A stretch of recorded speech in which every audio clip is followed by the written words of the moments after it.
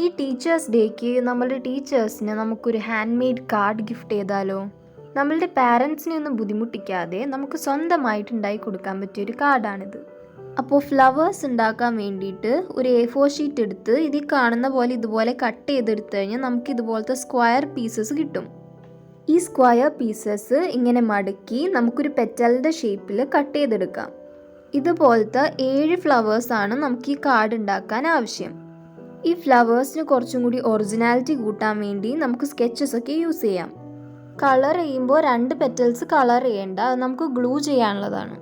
Flowers ഉണ്ടാക്കി കഴിഞ്ഞാൽ പിന്നെ നമുക്കത് ഒട്ടിച്ച് അറേഞ്ച് ചെയ്തെടുക്കണം. അപ്പോൾ അതിന് വേണ്ടിയിട്ട് പെറ്റൽസിൻ്റെ അറ്റത്ത് മാത്രം ഗ്ലൂ ചെയ്തിട്ട് ഒട്ടിച്ചു കൊടുക്കുക. ഇത് പ്രത്യേകം ശ്രദ്ധിക്കുക കേട്ടോ. പെറ്റൽസിൽ ഫുള്ളായിട്ട് ഗം ചെയ്ത് കഴിഞ്ഞാൽ നമ്മളുടെ കാർഡ് ഓപ്പൺ ആകുമ്പോൾ ഫ്ലവേഴ്സ് വിരിഞ്ഞ് വരില്ല. ഈ ഫ്ലവേഴ്സ് ആ കാർഡിൻ്റെ ഉള്ളിൽ ഒട്ടിച്ചു കൊടുത്താൽ നമ്മുടെ കാർഡ്